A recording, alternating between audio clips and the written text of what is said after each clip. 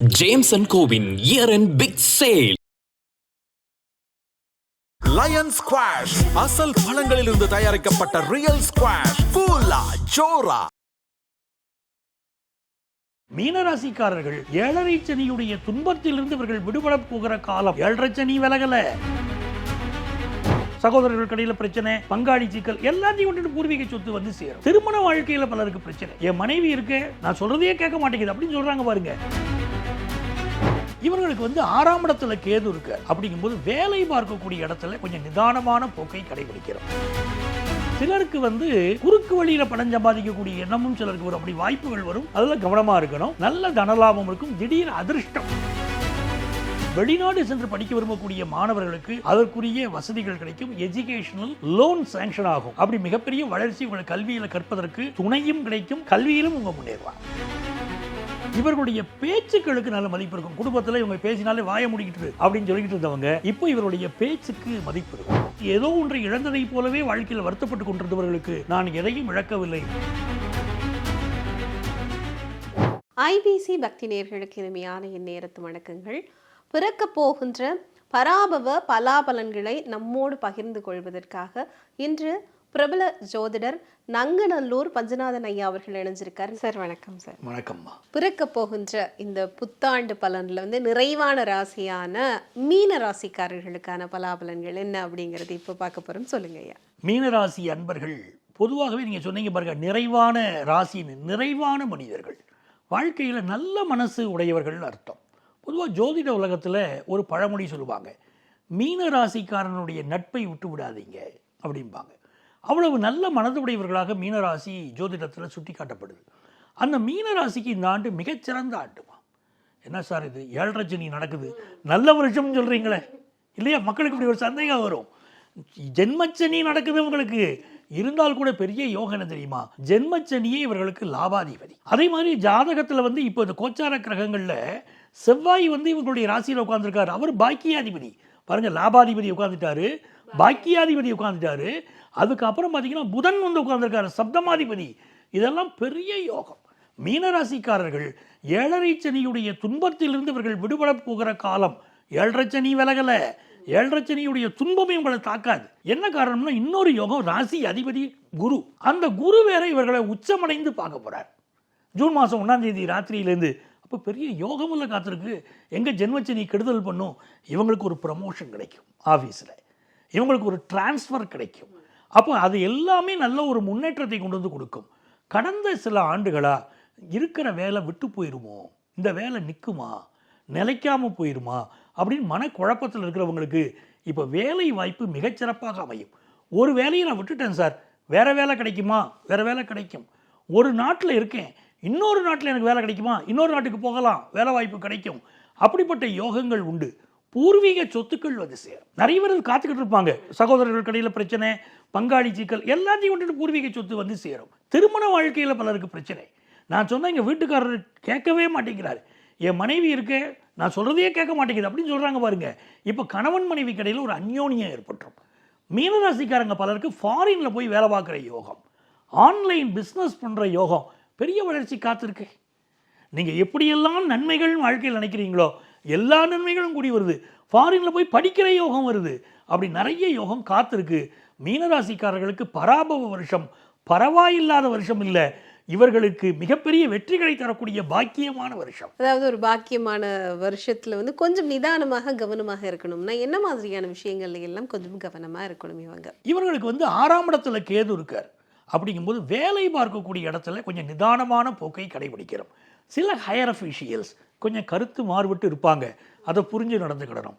2வது ஹெல்த் சம்மந்தப்பட்ட விஷயம், ஒரு வயிறு சம்மந்தப்பட்ட விஷயமோ இல்லைன்னா கால் மூட்டுகள்லையோ கழிவு உறுப்புகள்லையோ சில பிரச்சனைகள், கால்களில் பிரச்சனைகளும் இருக்கலாம்.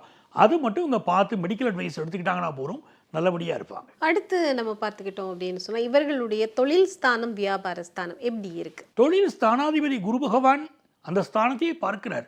தொழிலில் பெரிய வளர்ச்சியை இவங்க காண்பாங்க, அந்த யோகம் இருக்குது. தனஸ்தானத்தில் சுக்கிரன், அந்த சுக்கிரன்கிறது நல்ல தனலாபத்தை கொண்டு வந்து கொடுக்கும். மிகப்பெரிய அளவிற்கு தனலாபம். சிலருக்கு வந்து குறுக்கு வழியில் பணம் சம்பாதிக்கக்கூடிய எண்ணமும் சிலருக்கு வரும். அப்படி வாய்ப்புகள் வரும், அதில் கவனமாக இருக்கணும். நல்ல தனலாபம் இருக்கும். திடீர் அதிர்ஷ்டம் அதுவும் சிலருக்கு தேடி வரக்கூடிய அமைப்பு உண்டு. இப்போ வெளிநாடுகளில் வாழறாங்க, அந்த நாடுகளில் அதிர்ஷ்டம் சம்பந்தப்பட்ட சில வருமானங்களுக்கு வாய்ப்பு இருக்குன்னு அந்த வருமானம் அவர்களுக்கு வந்து சேரும். அப்படிப்பட்ட யோகமெல்லாம் இவங்களுக்கு காத்திருக்கு. ஸோ தொழில் ரீதியாக நல்ல ஒரு வளர்ச்சி. அதே மாதிரி ரியல் எஸ்டேட் துறை, நீங்கள் வீடுகள் வாங்கி வைக்கிறத விட வீடுகள் வாங்கி விற்கக்கூடிய தொழில் செய்தால் அந்த தொழிலில் பெரிய வளர்ச்சி உங்களுக்கு ஏற்படும். அது மிகச்சிறப்பாக இருக்குது. கம்யூனிகேஷன் செக்டாரில் ஒர்க் பண்ணுறவங்களுக்கு ஃபாரின் வாய்ப்புகள் இப்போ கூடி வரும். வெளிநாட்டு நிறுவனங்களில் போய் மல்டிநேஷ்னல் கம்பெனியில் வேலை பல இளைஞர்களுக்கு கிடைக்கும்.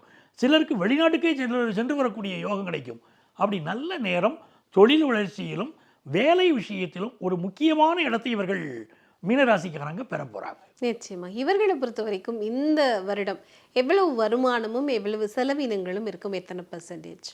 தனத்தை தரக்கூடிய சுக்கிர பகவான் 2ஆம் இடத்துல, தனகாரகன் குரு பகவான் இவங்களை பார்க்க போகிறாரு.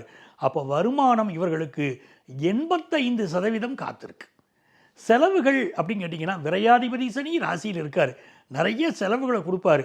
70% செலவுகளும் காத்திருக்கு. மீன ராசிக்கார மாணவர்களுக்கு என்ன மாதிரியான பலாபலன்கள் இருக்கு? பள்ளி கல்வி படிக்கக்கூடிய மாணவர்கள் வச்சுக்கோங்களேன், அவங்களுக்கு ஒரு நல்ல வளர்ச்சி இந்த காலகட்டத்தில் இருக்கும். கல்லூரி கல்வி படிக்கக்கூடிய மாணவர்களுக்கு ஒரு நல்ல வளர்ச்சி, அவர்கள் எதிர்பார்ப்பதை விட ஒரு நல்ல வளர்ச்சி அது இருக்கும். மாணவர்களுக்கு தேவையான ஸ்காலர்ஷிப் கிடைக்கும். பெரிய மனிதர்கள், பெரிய தொண்டு நிறுவனங்களிலிருந்து இவர்கள் படிப்பதற்கு உதவிகள் கிடைக்கும். வெளிநாடு சென்று படிக்க விரும்பக்கூடிய மாணவர்களுக்கு அதற்குரிய வசதிகள் கிடைக்கும். எஜுகேஷனல் லோன் சேங்ஷன் ஆகும். அப்படி மிகப்பெரிய வளர்ச்சி உங்கள் கல்வியில் கற்பதற்கு துணையும் கிடைக்கும். கல்வியிலும் உங்கள் முன்னேறுவாங்க. மீனராசிக்கார பெண்களுக்கு எவ்வாறான பலன்களை தரப்போகுது? மீனராசிக்காரங்களுக்கு 2ஆம் இடத்துல சுக்கிரன். அப்போது இந்த சுக்கிரன் 2ஆம் இடத்துல இருக்கிற பெண்களுக்கு நல்ல தன வருமானம் வரும்னு அர்த்தம். இவர்களுடைய பேச்சுக்களுக்கு நல்ல மதிப்பு இருக்கும். குடும்பத்தில் இவங்க பேசினாலே வாய முடிக்கிட்டு அப்படின்னு சொல்லிக்கிட்டு இருந்தவங்க இப்போ இவருடைய பேச்சுக்கு மதிப்பு இருக்கும்.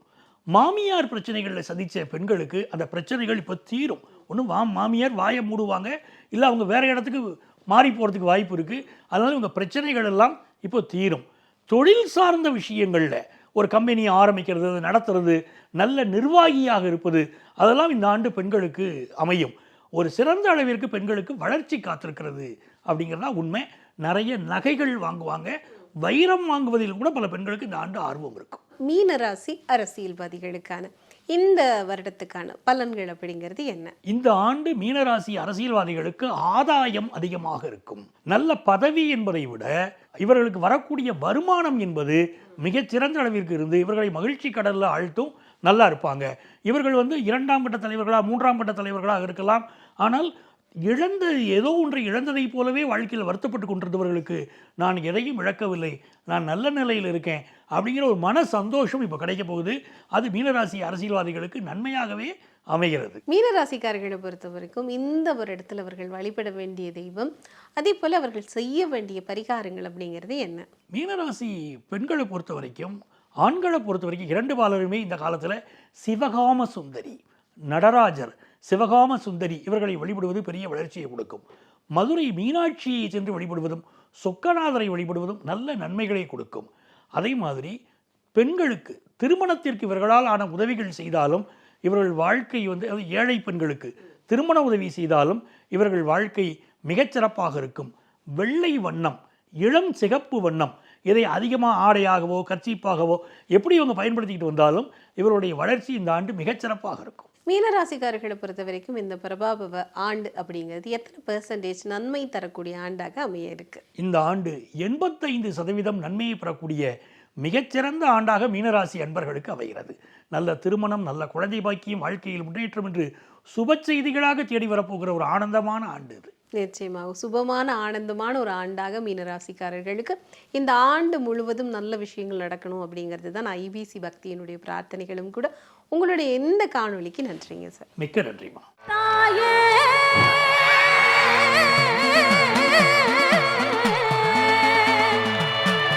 மாந்தாங்குட்டி காளியே மனசிறங்கி வாடிய தாயே,